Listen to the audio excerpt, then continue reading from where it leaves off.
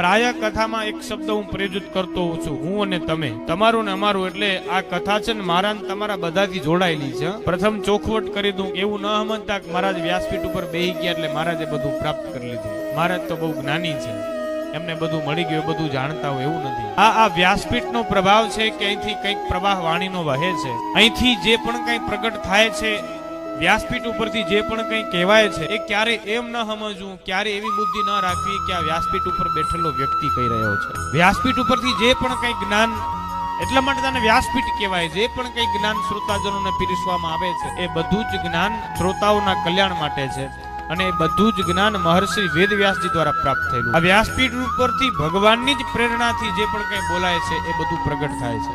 ભલે વ્યાસપીઠ ઉપર બેસી ગયો, પરંતુ આ કથા જેટલી તમારા માટે છે એટલી જ મારા માટે પણ છે. આ કથા હું પણ સાંભળું છું, અને હું પણ આ કથાના માધ્યમથી જીવનને સુધારવાનો પ્રયાસ